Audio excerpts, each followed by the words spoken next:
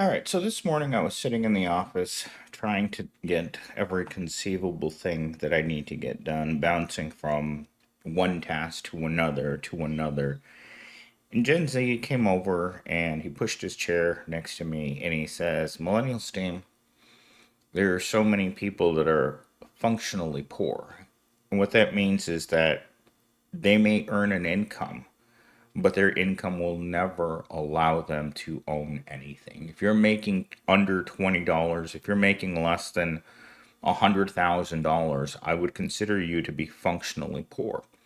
Now, to the functionally poor, let's add in the underemployed, the people that are working part time even though they don't want to, and only leave out the winners in our society. This means that only 1% of the population is really living. The rest of the population that doesn't fall into the category of making it. If you're not making $250,000 a year, you're not making it. And people call me out on this idea that people aren't making it all the time. But more and more people making not enough money to survive are realizing it. And I think that's the popularity of this channel is that people come here to listen to this because they don't understand why they're working so hard and they're getting nothing out of it. And that's the point of most of my videos is that people are trying, but unfortunately there's just not a whole lot of wiggle room out of extreme poverty. And extreme poverty is starting to creep up into people working full time. I've explained to many people before that we don't live in an America where you can work one 40-hour work week anymore.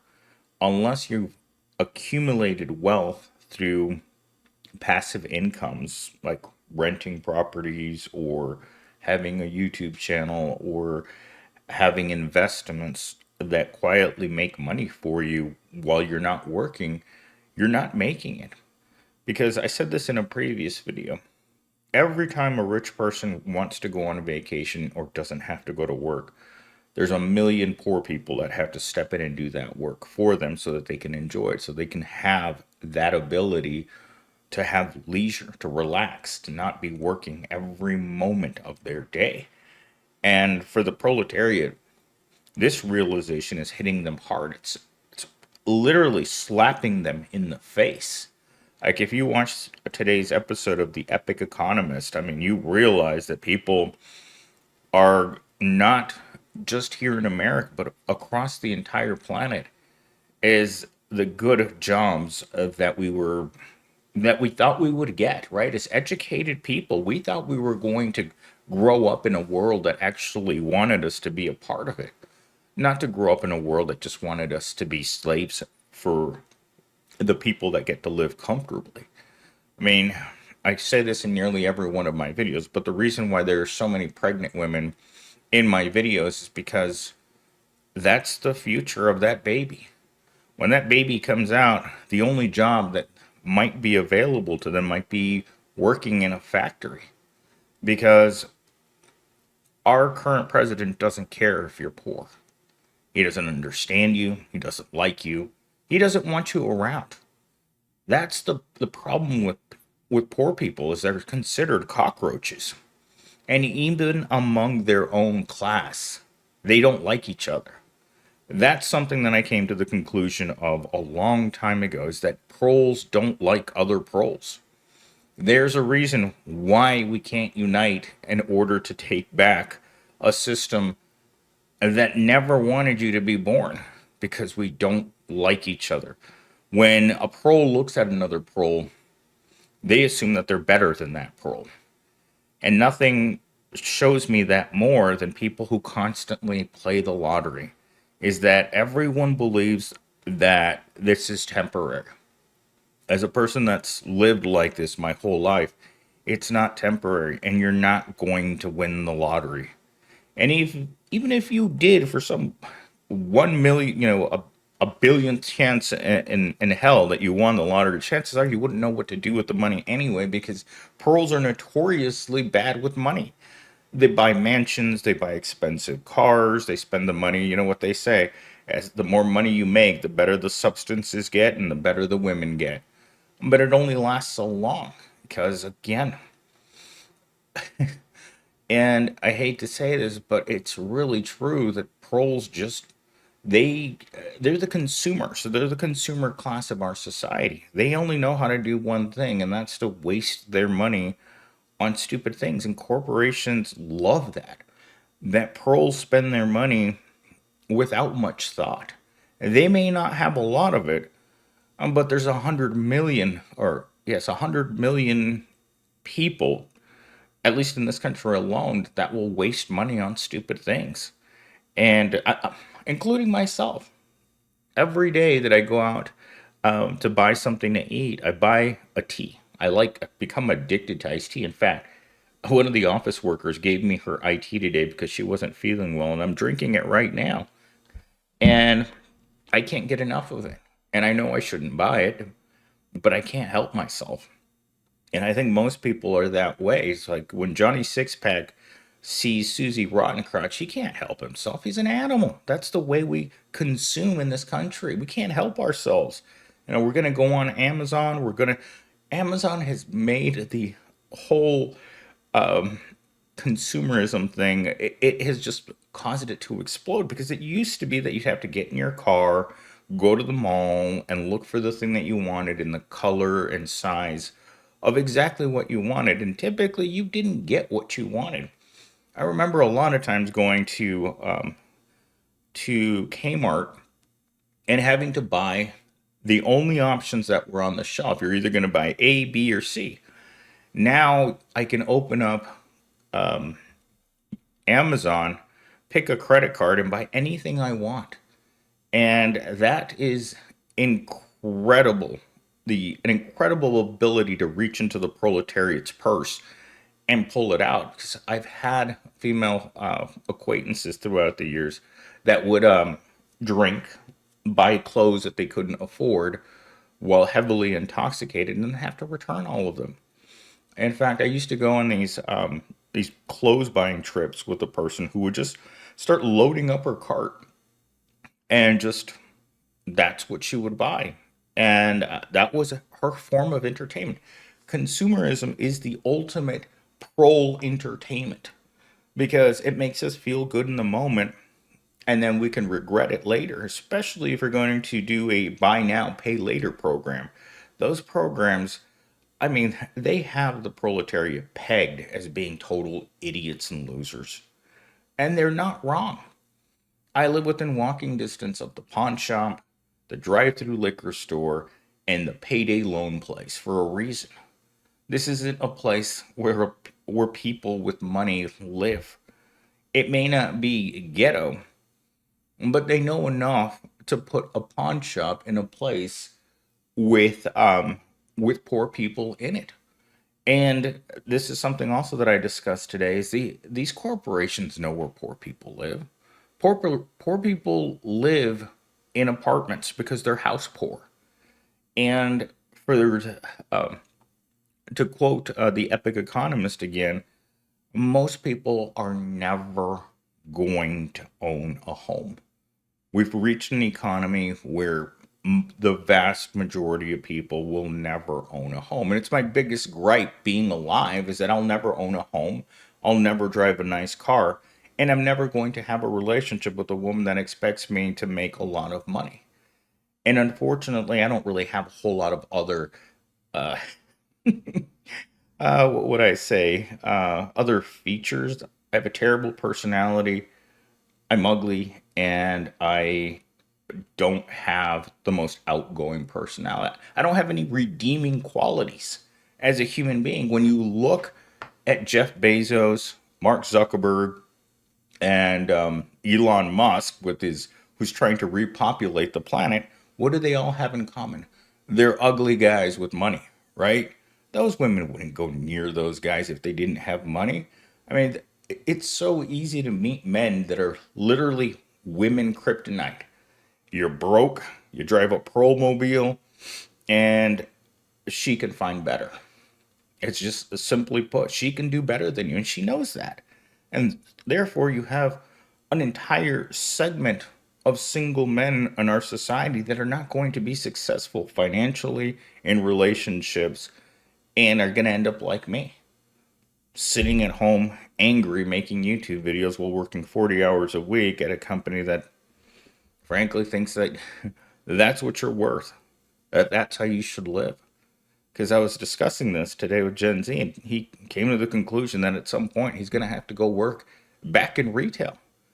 There's no career for these people that don't have the correct contacts, they're not rich, or don't have the proper skill set in order to move up in the world. I know I don't. Therefore, there's not much you can do once you've been handed the hand that the proletariat has. You're a prole for a reason. And when they put you into the wage cage every day, it truly is a cage with no escape. Sure, they may let you out of that prole cage, but you're going to be in the cage right next to it the following day. Eventually, you're going to end up in a situation in which you don't want to be in. In fact, today I was having this conversation with one of my coworkers, and he's like, people are starting to get it, and that there's no point in this type of work. And there's one other thing he said to me. We were discussing why there was so much poverty in the world, right? And he said to me, they keep those people out there as a symbol to the rest of us that you need to keep working. You don't want to work? Then look at your future, digging through a trash can. That's what happens to you if you lose your motivation to work, is you become one of them. So what's the point of solving a problem with homeless people if they're actually a discouraging reminder that you need to work at Evil Corp? Evil Corp doesn't care whether you starve or you don't have anywhere to live or you're living a life that you would much rather not live. I've been there. I've worked while being homeless on many, many occasions. Work has made me homeless because of not making enough money. So let's get into talking point number one, because I think I could go off on a really long tangent on this one. So actually, let's start with the opening monologue. Imagine working full time every single day, yet still living in constant fear of eviction because your paycheck doesn't cover your rent.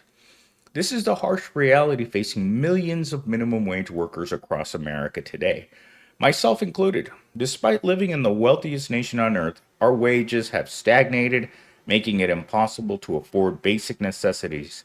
It's time we confront this uncomfortable truth and ask ourselves, why is working full time no longer enough to simply survive? Yeah, not the best opening monologue, ChatGPT, but good enough. Today's minimum wage of $7.25 has effectively lost nearly half of its purchasing power since 1968, causing millions of full-time workers to struggle with basic expenses like rent. In fact, I was telling someone today that back in the year 2005, when I was working at Allied Waste, I was making $20 an hour, but my rent was $500 an hour. Now, you compare that to what I make now and what my rent is now four times that. And so you're like, okay, my rent's four times that, and wages have stagnated. And this is something I keep saying. It's like in the year 2000, which was right around the year that I started working in the current field that I work in, the tech field, the guys above me were making what I make currently in the year 2000. And I'm like, wait a minute. What happened? What happened here? It's the buying power of today's dollar is practically nothing. I, I was walking through Kroger's today after work and I looked at the lemonade. The 32-ounce lemonade was two for $10. And I kind of like looked at the price and I thought, don't these people look at these prices and realize that even their own minimum wage workers can't afford to shop at Kroger's anymore? No one cares. I'll tell you this much. When you're working in a grocery store and you can't afford to eat because you work in a grocery store, it's the ultimate irony of our current society. Talking point number two. Daily sacrifices minimum. Okay, let's see. How does this go? Like, it wrote my talking points today in a really odd format. So I think I'm gonna have to go back to the way that I was prompting ChatGPT to write these in a different way. Let's see. So, the daily sacrifices minimum wage workers make, such as skipping meals or delaying medical care, emphasizes the human cost of wage stagnation. Medical care, it is one of those catch 22, right? Either you don't have it because you can't afford it, or you have it, but you can't afford to take time off in order to go use it. So, like, I was talking to one of the business workers today who told me that she wasn't feeling well all day. The one that gave me this iced tea.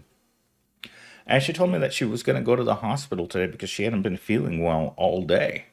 And I told her, it's like, I don't feel well any day. I mean, this morning while I was sitting at the office, my stomach was cramping up. It was like rolling. The cramps were like going from the bottom of my stomach all the way up and then cycling back like ocean waves. And I was just sitting there holding my stomach, and I'm like, oh God, I'm probably going to die at work.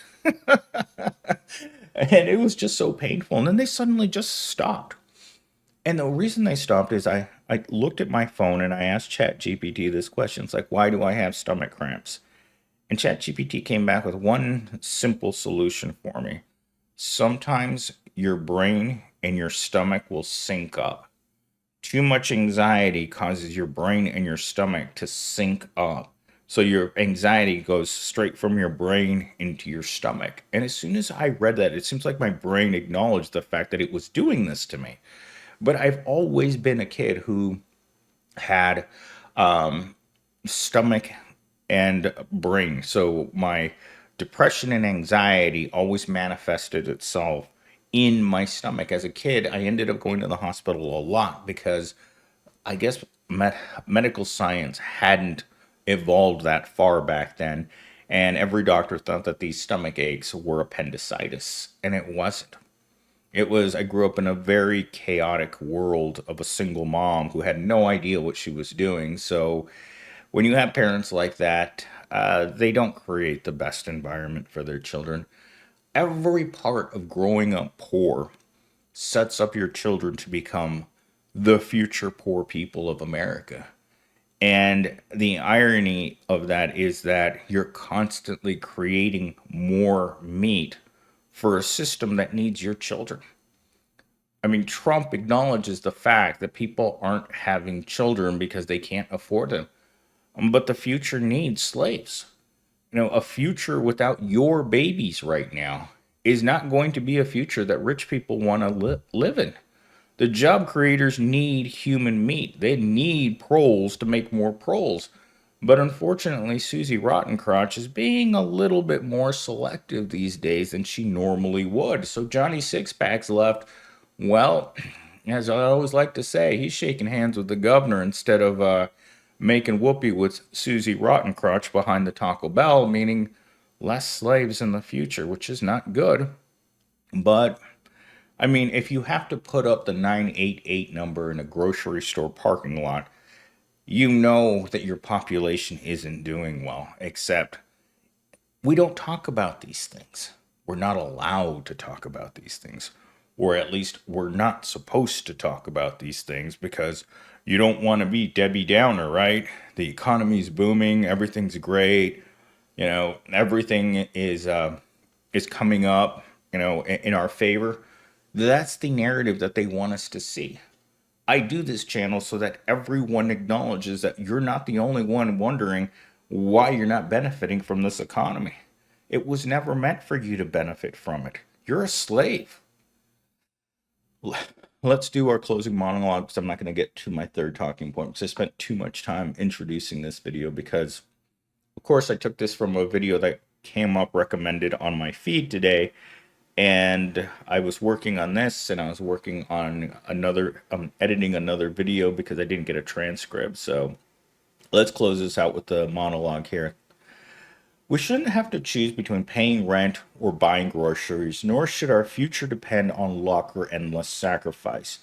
A fair minimum wage isn't a luxury, it's a necessity, a fundamental right, and the foundation of human dignity. If you're struggling, know you're not alone. If you're watching, remember, we can't fix this unless we demand change together. It's time to fight for a living wage because we deserve to thrive, not just survive.